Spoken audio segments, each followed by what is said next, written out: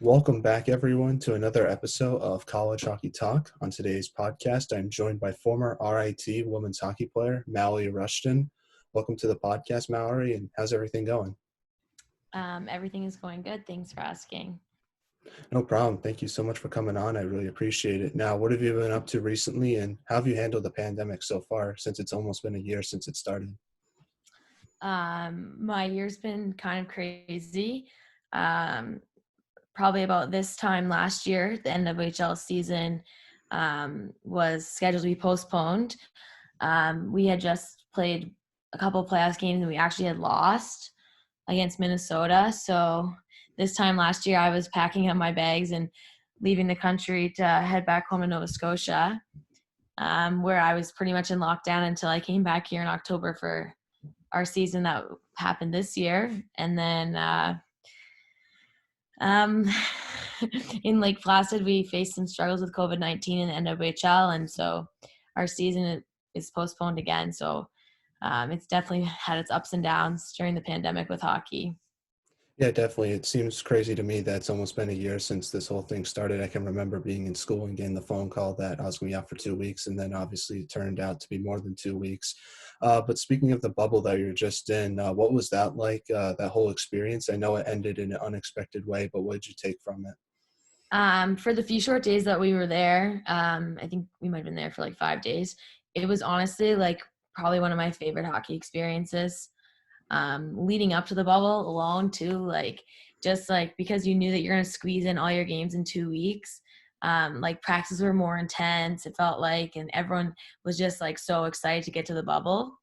And then once we got there, it was just like everything was like so structured. Like we were in our rooms, our meals were delivered, we went to the rink this time to play.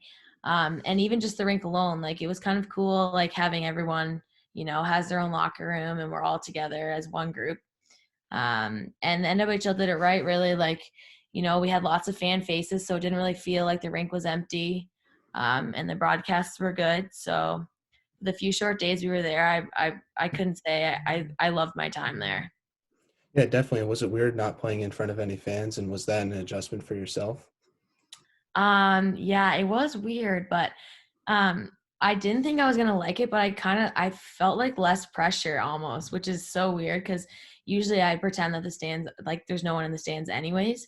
But when there's actually not fans there, like it feels like a little more relaxed almost. But it's interesting because you don't have the energy from the crowd.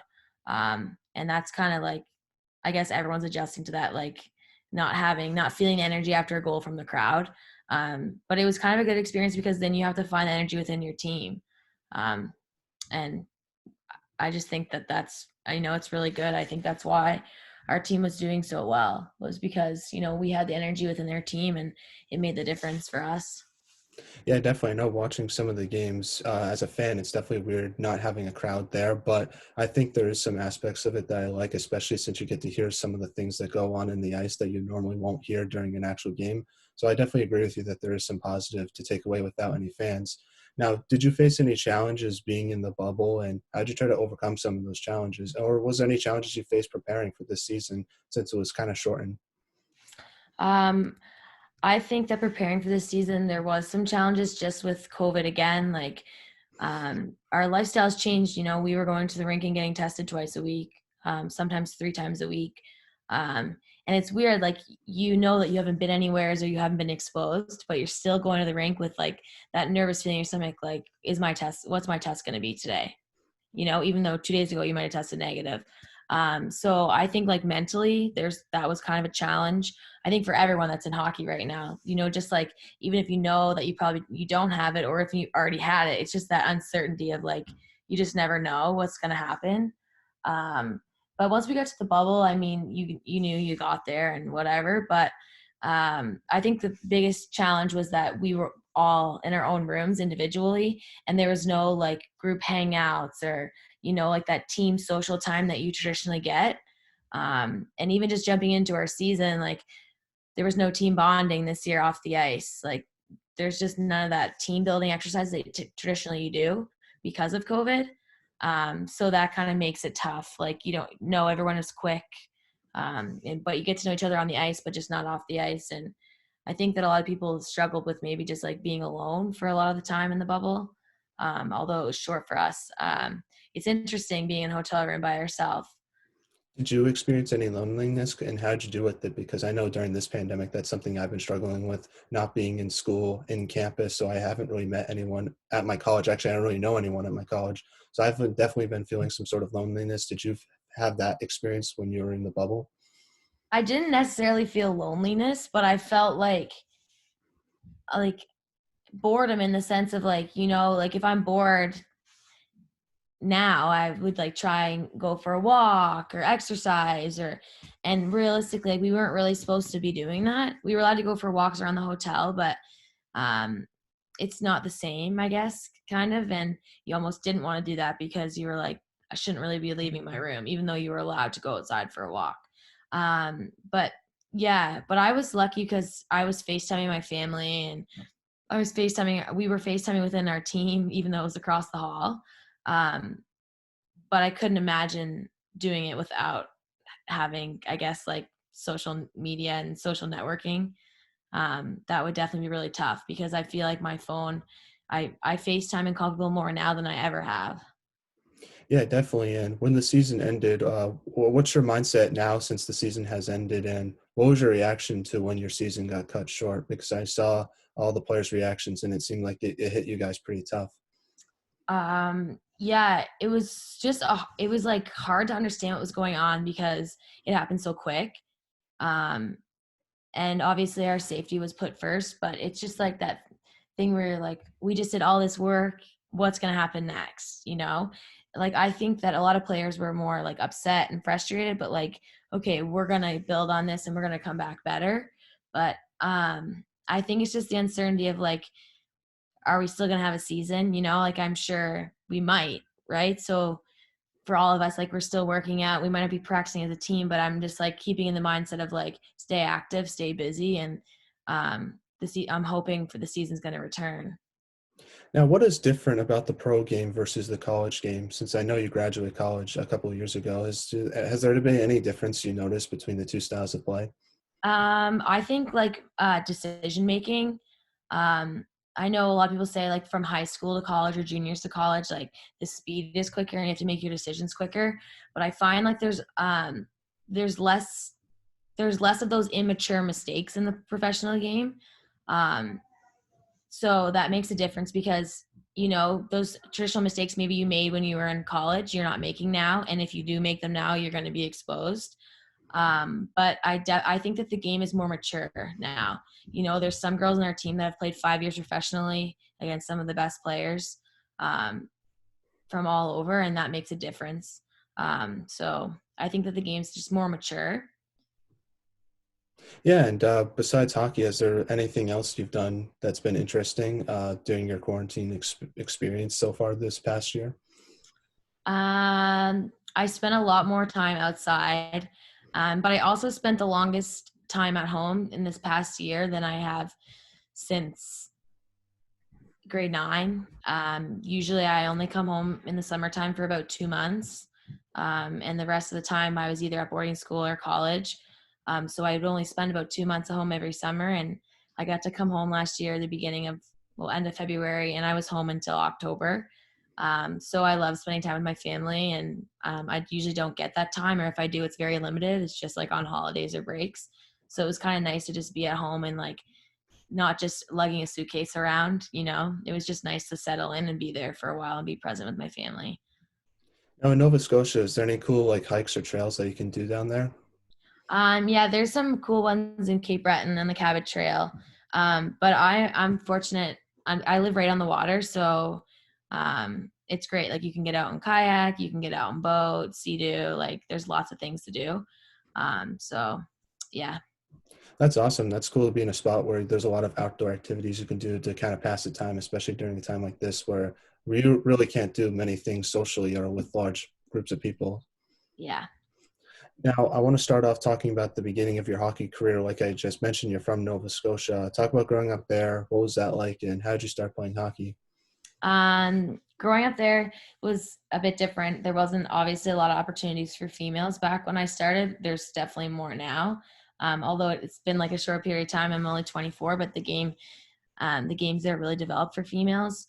So basically I started skating on just like little frozen puddles in my backyard, and on the pond with my dad and brother. And I was always going to my brother's rink, going to the rink with my brother, the same as a lot of other girls. And then you make your parents put you in it, and you shine and you love it, and it becomes your life.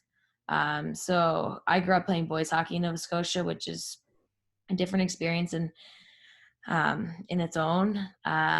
We didn't have a lot of teams, and so there was a lot of traveling. I spent a lot of time on the road with my mom and my dad. So when I went away to boarding school, it definitely I had separation anxiety from them.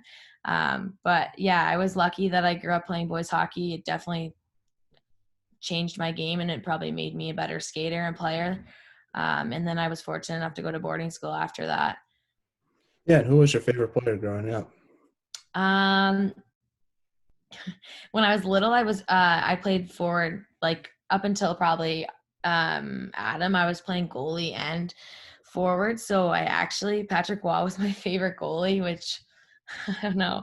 And then I had a couple other favorite players, and then obviously Sidney Crosby because he's from Nova Scotia. And then just all the Olympians, really. Like I loved Team Canada, and I just idolized every player on the team. And it was hard to choose one. Was it cool when Crosby got that overtime goal in the Olympics back in 2010? And what did Nova Scotia do to celebrate that accomplishment? Yeah, I remember I was driving. I just had a tournament and my team had just won it. And I was driving with my mom in the car. And we were listening on the radio, the play-by-play. And like, I still remember that moment when he scored that goal. And Nova Scotia is always so proud of everything that he's done for our province and minor hockey. And yeah. Yeah, I definitely have a much different memory of that goal. I was watching it as a U.S. fan, as an 8-year-old, and it was definitely tough seeing that, especially since Ryan Miller played such a great tournament that season. Yeah. So, but, I was happy for Crosby, and, we'll win it in 2022. That's my hope. Now, before RIT, you were just mentioning how you went to boarding school at the New Hampton school. How did you get the opportunity to go there? I spent a lot of time growing up. In the summer times, I was playing at showcases and like doing hockey camps at Andrews Hockey Growth in Prince Edward Island. And I spent every summer pretty much there, either working hockey camps, teaching them, and playing in them. So I actually went to it's called Atlantic Challenge Cup. It's in October. It was with Team Nova Scotia. I went there for my U12 year, I think, or U14 year, and Craig Churchill happened to be there. And at the time, he had just switched to New Hampton from Brewster. And so I was considering going to Brewster, and which is like New Hampton's rival. And then I ended up meeting Craig. We also call him Church at ACC. And as soon as I met him and as soon as I stepped on campus, I knew that I wanted to go to boarding school. And even when I was younger, I knew that, boys hockey would only go so long for me, and then it was going to be time for something else. And there wasn't a lot of girls hockey teams in my area. So boarding school was kind of like my goal and dream. Now, you were mentioning some of the challenges you faced going to boarding school. One of those things was separation anxiety. How did you try to handle the challenge of being away from home for a long period of time at such a young age? Yeah, so I knew I wanted to go to boarding school before I actually had decided to go. And I'll never forget the day my parents dropped me off. I was so excited, and I was like pushing them out the door. I was like, okay, I'm ready. Like, see you guys at Christmas. And I remember like 3 weeks in, I was like, why did I do this? And basically, I mean, I didn't really know anyone the first couple of weeks, and we weren't playing hockey yet. So as soon as things got rolling and I got to meet people and, I made friends, it was like I didn't miss home at all. But it just that first like 3 weeks, on campus, you're like kind of uneasy. I mean, you're in grade 9, you're living away from home in a different country. Your mom's not cooking for you. Like, she's not doing your laundry anymore. It was just like little adjustments like that actually made me miss home. And that I was so thankful that my parents took care of me the way they did. But yeah, I just think as soon as I got into playing, I played soccer in the fall. As soon as I got into playing sports and practicing, and I made friends, and everything went just smooth from there. Now, was there any adjustment you had to make playing boys hockey to girls hockey once you went to New Hampton? Because the games are a bit different when you watch them, and I'm assuming when you play them as well. Yeah, I was always kind of small. Well, I still am small. But when at the time when I was playing, when I finished up my last season of Bantam boys hockey, like there was a lot of contact, which was fine for me at that age. But then when I went to girls, I kind of appreciated that there wasn't any contact, because like I felt like I was more prepared for situations. Um, and but yeah, there's I thought some people say that there's like a disconnect socially when you play boys hockey and then you go to girls hockey, but I never, that didn't bother me at all. Like I grew up playing spring hockey with the girls, so I kind of did a bit of both. Yeah, I'm always curious about the adjustment because from my hockey experience, I never played with any girls. So it's always interesting to me to see how you adjust from the two sports. Now, talk about your experience with the New Hampton school and what was your favorite memory there? Um, I think my favorite memory was when our team won the Cushing tournament when I was a junior. Um, we went 4-0 in the tournament, and not too often do you ever go 4-0 in a tournament, especially in prep school. So that was definitely my favorite memory.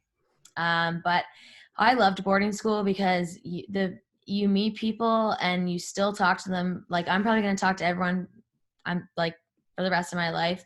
I still feel so connected to New Hampton school, and that's what it was all about. I really felt that when I got there, I was nervous, like I said, but then it's like a family away from home. Like you just feel so welcome there, and everyone feels appreciated, and like you're in an environment where there's no room to look backwards. Like you're always going forward, moving forward, and you're getting better in everything you do, whether it's a sport you never played before, your varsity sport that you've played your whole life, or even just your academics.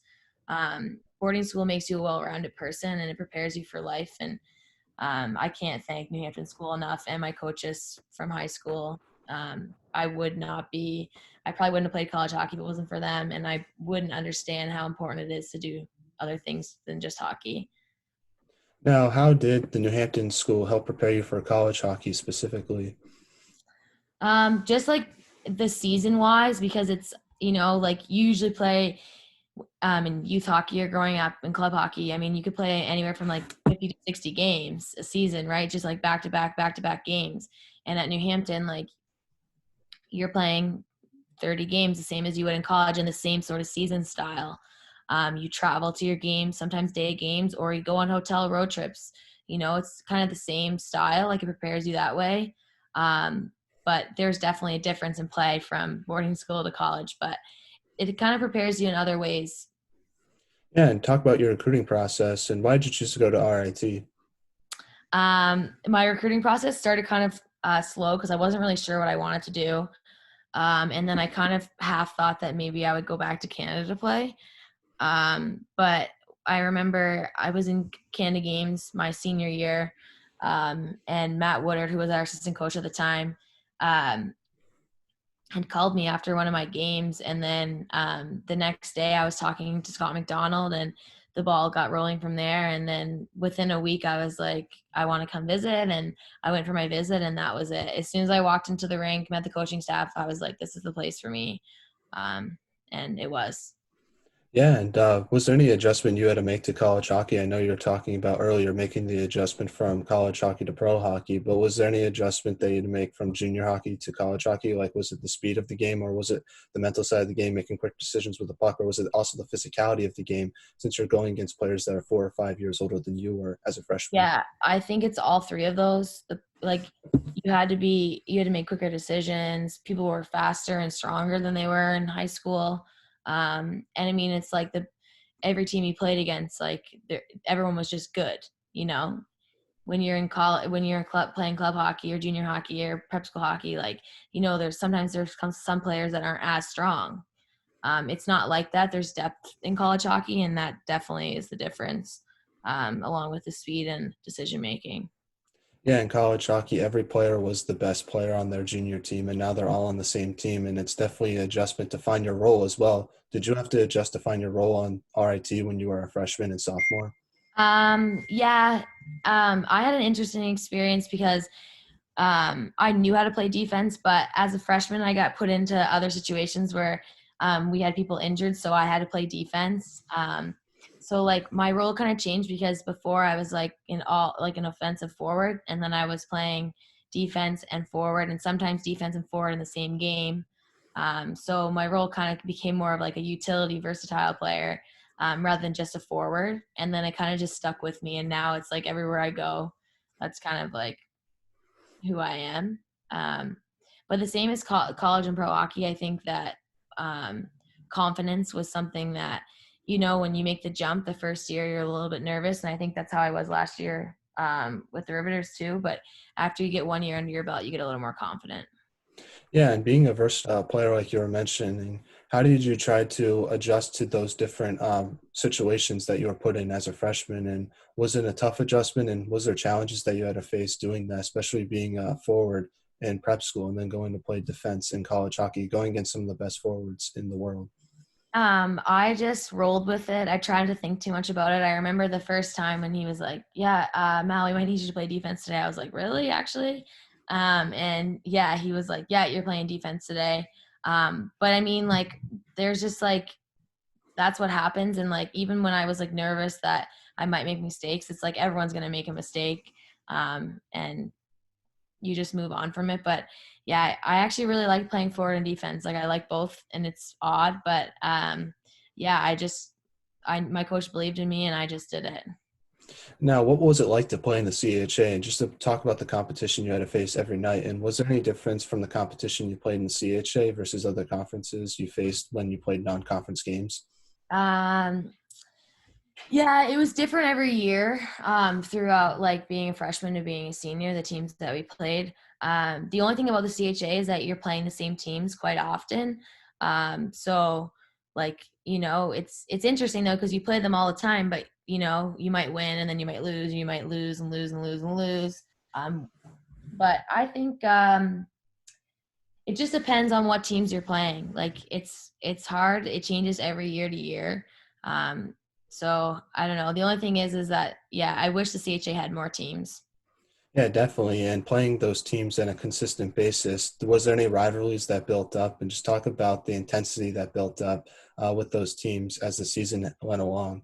Yeah, I mean every team was a bit different, but I felt like whenever we played Syracuse, since we were only like an hour away, like it was always a big thing. Like we wanted to beat Syracuse. We wanted to beat Syracuse. And I don't know. I just felt like, yeah, there's quite a few rivals. But it's hard because you're almost rivals with everyone because there's only 6 teams.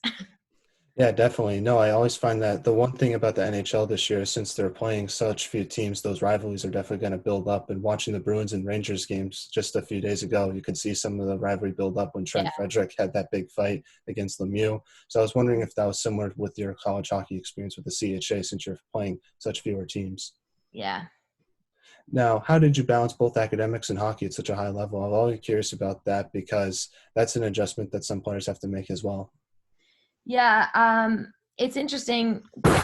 I started, I mean, when I was in boarding school, I kind of had like a similar experience. So I was kind of prepared where I had like a set schedule. But I mean, just maintaining like a balanced life, like you know what you need. You know that you need sleep, and that you shouldn't be staying up super late to study if you have practice too and school the next day. So kind of just like maintaining a life balance of what's important, and um, not procrastinating. I think that's like the biggest thing I tell people all the time. Like, don't wait to the last minute to do things, because when you wait the last minute to do things, you're taking away from something else. Like you're staying up late and doing homework, or you're going to be tired the next day for practice, or whatever it is. I think you just got to like maintain a balance, and you got to plan your week. You can't just go through the motions. Yeah, definitely. That's something I've had to adjust to in my first year of college, not procrastinating and having better time management skills. And it's a little bit different online versus in person. And there's Yeah. definitely a disadvantage to it with it being online. I don't know if you experienced some of that disadvantage of not being at work online versus in person. Yeah. There's like a disconnect. Yeah, definitely. It's there. And the one thing that I hate about Zoom is the breakout rooms. I don't know if you've experienced it, but it can get pretty awkward and like no Yeah. one talks. And that's like, you don't And get that in a face to face classroom. And you can, it's interesting, on Zoom, like, yes, you can see the person you're talking to them, but it's still like, you still don't feel like, you don't, I don't know, there's like something missing. Yeah, definitely. It's with I think since the internet's a bit different, maybe like you hear someone's response like 5 seconds later than you normally Yeah, there's would. like a delay, I don't know. Yeah, but it's something I've had to adjust to, and hopefully by the end of this year things will change and be back to normal. But I'm just trying to control what I control right now when it comes to my Zoom experience. Yeah. Now, in your first year with RIT, you lost to Penn State in the CHA playoffs. What did you take away from your first college hockey playoff experience? That life will go on. As a freshman, it's hard because you are trying to understand what it's like to be a senior and that be your last game, but you're also like, okay, I can't dwell on this because now I have to get ready for next season. So just basically like life goes on and you got to move on from it. But it's emotional because that team, that group that's in that locker room will never be together ever again. On a more positive note, though, in your sophomore year, you got revenge against Penn State, eliminating them in the playoffs. Talk about that game. What do you remember from it? And what was the emotions that you were feeling that night, especially since they eliminated you the previous year? Yeah, that so going into that night, I remember like our mindset was, they ended our season last year, like we need to end theirs now.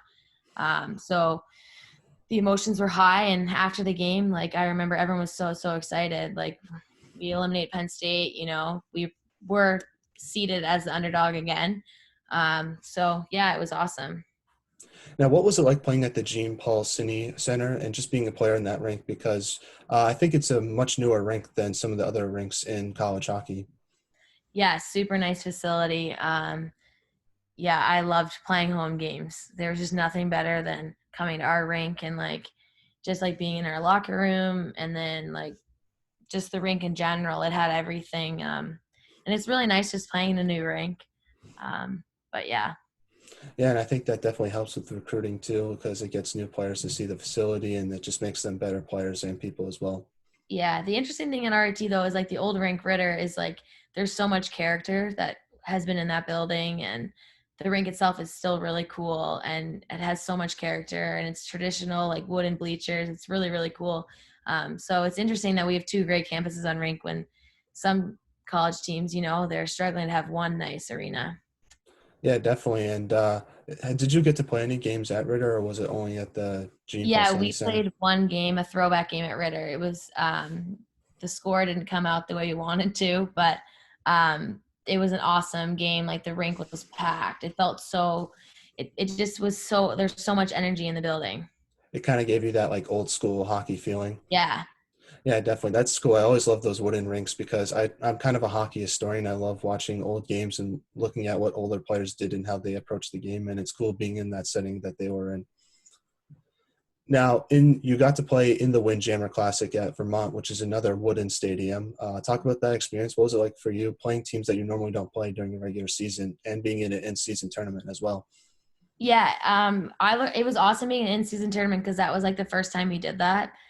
So it kind of brings you back to when you're younger and you're like in a tournament in a hotel, and it was over Thanksgiving weekend, or week.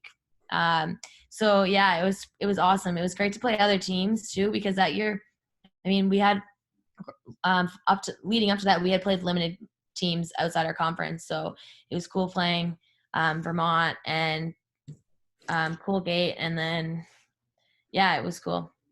And what was it like being in Vermont? Did you do anything fun? I've never been to Vermont, to be honest with you, but everyone says that's like the best. Burlington's such a cool place to go.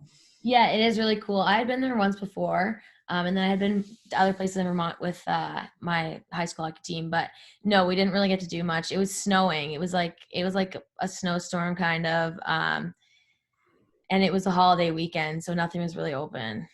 Oh, that sucks. But hey, maybe one day you'll get to go and experience it because I've never been there before, but everyone says I should go for like a series when Vermont plays like a team that I like to watch. Now, in your senior year, you were named assistant captain of the team. What was it like being in that leadership role? And were you more of a vocal or lead by example type player?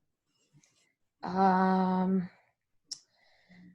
my junior year, I felt I was more like a lead by example, and then my senior year, a little bit more vocal. But um, it was tough being a leader sometimes. on a team that we weren't the most successful team, but we had a great group of people in the locker room, which was awesome.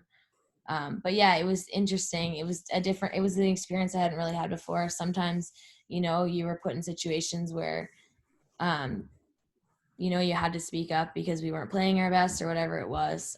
So it puts you in those positions that you probably haven't been in before. But we had a great team. I loved my teammates at RIT, so they made it easy for me.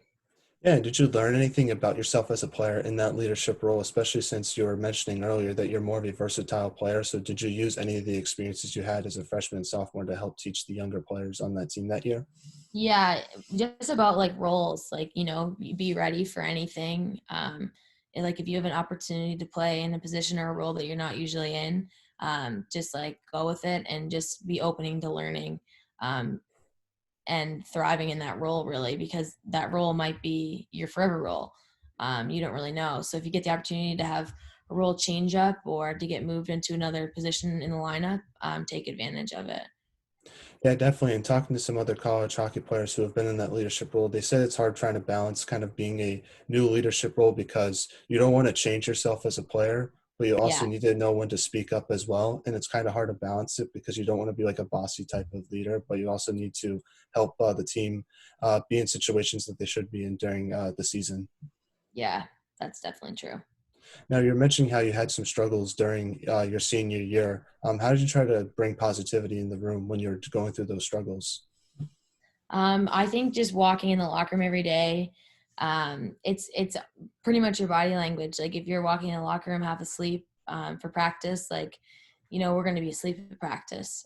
So just like showing up ready to go, saying hi to everyone, make sure they're ready to go. It's just the energy that you bring. It's how you just show up to the rink. If you show up and you're in good spirits and everything's going good for you, and if it's going bad for you, you leave it at the door and you come in that locker room, and this is your family and these are your friends and teammates, and you make the most of the day. Now, your team improved a lot from your junior to your senior year, going from 4 wins to 12 wins. What was the main reason for that improvement, and what role did you play in that? Um, that's a hard question. I think that our team, not that we came together like closer, I think that on the ice we started using each other a bit more. But we were like still, keeping that in the back of our head that we only had, even the players who didn't play in the team 3 years ago, we all knew, that we hadn't been winning.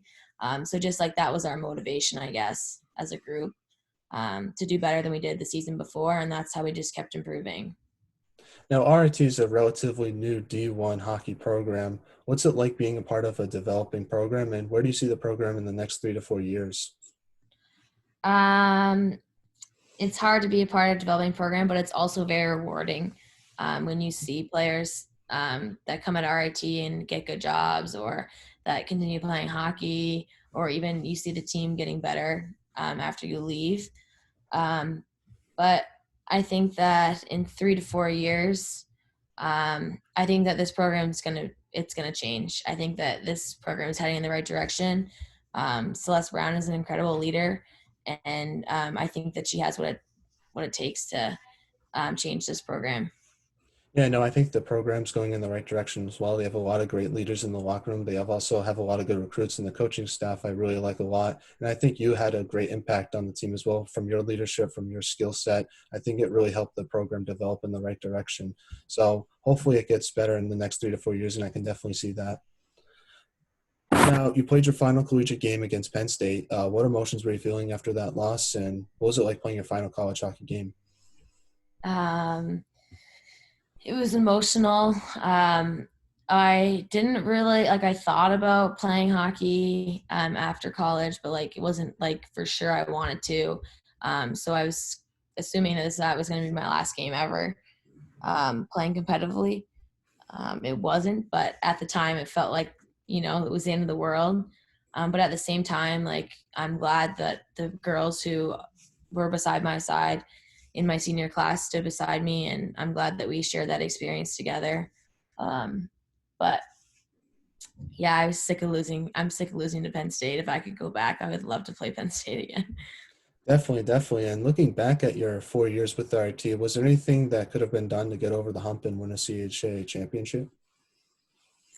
Um, I don't know. I just felt like whenever we got there, there was like a brick wall, which is kind of crazy because the team was, they did back-to-back CHAs. They had a great group, great talent. But overall, I think that what they had, they worked so hard. They just outworked everyone. Um, and I think that sometimes maybe I wouldn't say that we weren't working hard, but like we should have worked harder. Now, what was your favorite memory with RIT in your time there? Um, I don't know. I loved every time that we beat Syracuse. Um, Probably when we beat BU.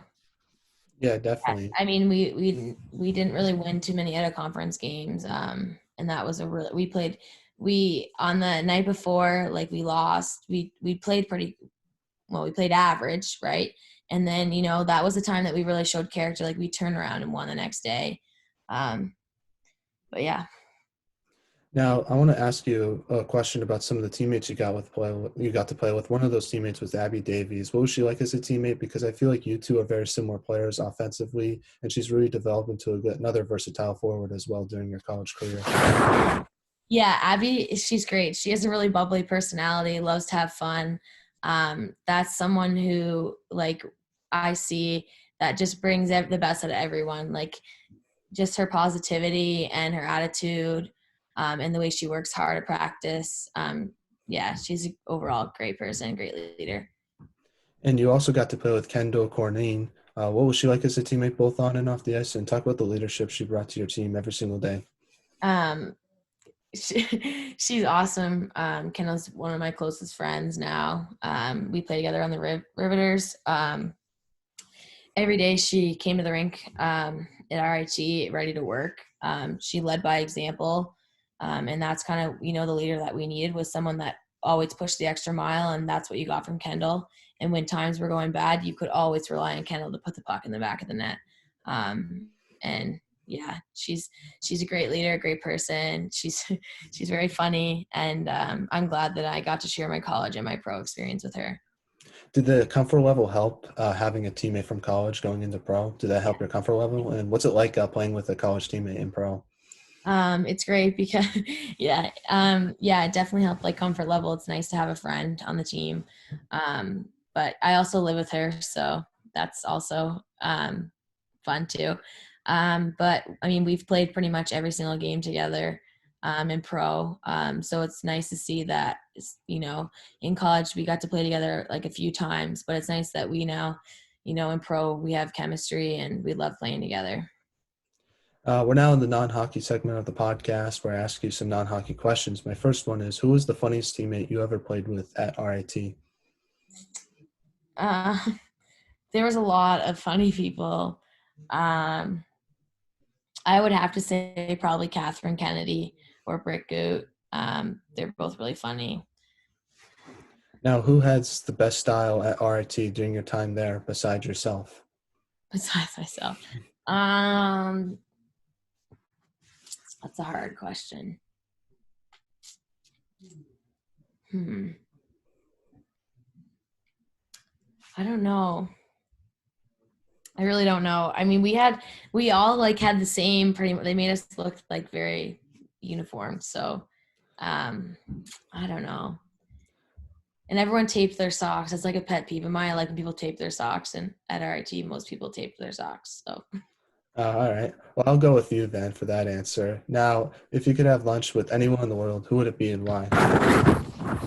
um, it changes all the time. I get asked this question, and it always changes. But um, when I was in college, I always thought Terry Fox because he was such a trailblazer in our country and did so much for people with running across the country and fundraising so much money. But probably my other, I love Lady Gaga, so probably her. She's like my idol. Nice. Would you ask her about any songs she's made and what the story is behind that song? And Yeah, what song probably. would that be? I don't know. I mean, Poker Face was kind of a weird song. I mean, this is like aging. This is like an old song. I'm like wondering why she, but she's just so like unique and entertaining. Yeah, definitely a great singer. I would probably choose Tom Brady just because of all the adversity he Oh went yeah, through true. during his NFL and college football career, and really cool to get some inspiration from him. Now, what was your favorite class you ever took at RIT? Hmm. I don't know. I took a lot of great classes, maybe graphic design. It was fun, interesting, hands-on. But I also took some exercise science classes, which I also loved because they were kind of like gym class. But Nice, nice. and I took golf for my Oh, senior that's fun. spring. So I yeah, you know what, golf is definitely gonna be my favorite. Definitely, definitely. What was that like, and what's your handicap, and do you still play today? My handicap isn't great. Yeah, I just play for fun. But yeah, so my senior year, I took golf with a few of our teammates. And just because we want to improve our game, and like it's basically a golf lesson twice a week.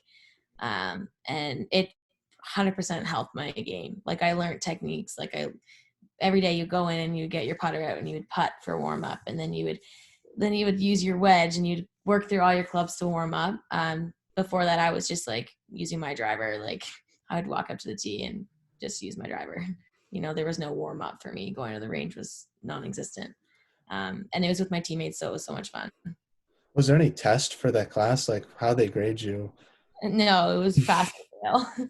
Oh, all right. So, no, my golf game is pretty bad. Well, I shouldn't say it's bad. It's okay. I need to improve my putting. Like, I have the yips. Like, I keep missing the hole every time I get towards the putting green. So Yeah. that's something I need to improve on. But driving, I'm fine. I think that's my strong suit.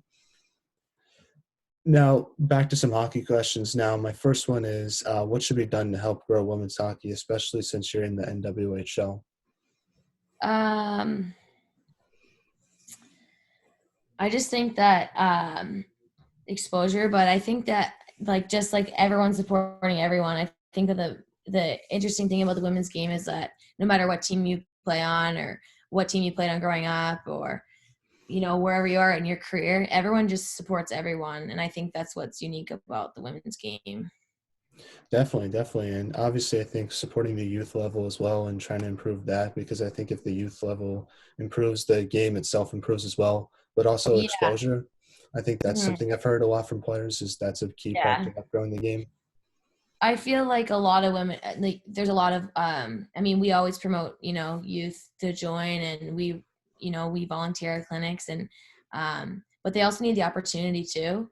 You know, sometimes they don't always offer all girl clinics back in the day and now they do. So it's great. And I think that, you know, it's our league and these other women's leagues that have to step in and help develop the younger girls and, they develop their passion from our passion and, that's what's going to develop the game.